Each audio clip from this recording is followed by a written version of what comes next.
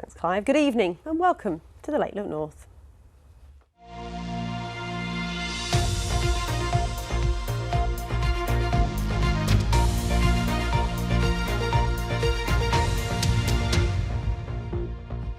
A man has appeared at Leeds Magistrates Court this afternoon, charged with 2 counts of causing death by dangerous driving. It's after a fatal collision last year in which a mum and her young daughter died whilst walking to nursery. Elizabeth Baines was in court for us today. Justina Holboy was taking her little girl Lena to nursery when they were hit by a car and suffered fatal injuries. The 27-year-old mum and her 4-year-old daughter were walking along Scotthall Road in Sheepscar on the 16th of January 2023. West Yorkshire Police said a white Audi was involved in the crash, which happened during rush hour on a Monday morning. Candles, flowers and teddy bears were left along the busy commuter roads in Leeds following the crash in tribute to the mother and daughter.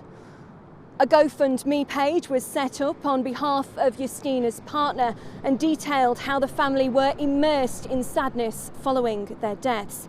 They asked for help transporting their bodies from Leeds to Poland for a burial and raised more than £30,000. 2 men were charged with 2 counts of causing death by dangerous driving, and today 27-year-old Hardeep Bachu appeared at Leeds Magistrates.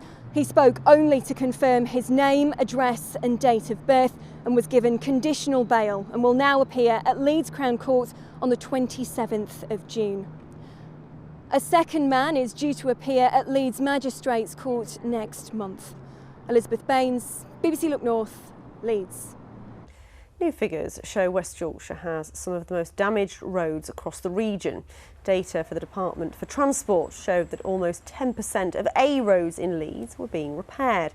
Bradford was second. A spokesperson for the Department for Transport said local authorities were being supported with the biggest ever increase in funding for local road improvement. The mum of a teenager from North Yorkshire who died after taking Class A drugs has welcomed tougher sentences for those who supply the drugs. Kerry Roberts' daughter Leah died in 2019 after taking MDMA, the chemical name for ecstasy. She was just 15. Since then, her mum has campaigned to make selling drugs to under 18s carry a longer jail term. Heidi Tomlinson has been to meet her. Hi. So I had a letter of Parliament and I've made it all happen. So a part of a law that already exists is going to have Leah's law in there somewhere. Oh my God, I'm so proud of you. I know.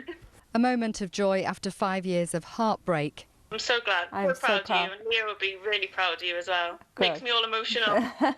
Kerry Roberts' campaign for drug dealers to face longer sentences if they've sold to children finally came to fruition this week. It's been hard work and I didn't think I was going to get through the barriers. There was a lot of barriers in my way. So I'm really happy, really proud. In 2019, Kerry's daughter Leah Hayes collapsed and died after taking a drug known as MDMA or ecstasy when she was just 15 years old. She'd been out with friends one Saturday evening. Leah took the MDMA in this park. It's where young people tend to gather here in North Allerton. And both the teenage boys who were jailed for supplying the drug to her were released from prison after 6 months. At the time of the court case, the judge said he gave custodial sentences to serve as a deterrent to others. But Leah's family always felt he didn't go far enough. So after court, I thought the sentences were rubbish and Leah deserved better than that. And I sort of said that in a passing comment to my liaison officer on the way home, and she said, change it. So what kind of length of sentence would you like to see when dealers supply Class A drugs to children? I would like a lot higher. What they give her and the amount they give her is why she died.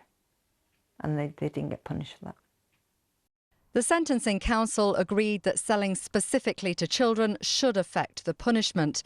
It confirmed that to supply a drug to a person under 18 is now an aggravating factor. It's a welcome tweak to the existing law, according to one drug prevention group. It's definitely a really good step in the right direction. We welcome any extra attention on this issue because it's a huge issue. But I think, yeah, in general, a lot more needs to be done. More money for services that support people around this. More help for families that are going through these kinds of things. Have you got a look at Leah's garden? Yeah. Can you show me? Amending the law can't change the fact that Leah's little sister is growing up without her, but it can help other families fight for justice in the future. L E A. Hey. Well done. Heidi Tomlinson, BBC Look North, Northallerton. That's all the news we've got time for. A little look at the weather. Here's Paul. Well, thanks very much. Good evening. We're still looking at some fine weather at the weekend. In the short term, further showers and quite a cool breeze developing through tomorrow. But high pressure at long last will come in from the west during the weekend, but with us into next week too. So a lot of clouds streaming down from the north overnight. That will eventually bring some quite heavy downpours, especially to more northern and eastern parts of our region. And we'll see temperatures coming in at around 9 or 10 degrees. So I think a cloudy, showery start in the morning, then a west-east split developing. Western areas mostly dry, some sunshine, just the odd shower. I think further east, more cloud and the risk of showers, especially towards the coast where there'll be a really chilly northerly breeze. Best temperatures inland around 17 Celsius. That's 63 degrees Fahrenheit. Through tomorrow evening, most of us should be dry with some sunshine. That promise of better weather, though, for the weekend. That's the forecast. That's something to look forward to, isn't it? That's it from the late team here at Look North. We'll be back tomorrow morning from 6:25 with all your news, travel and weather. Until then, sleep well. Good night.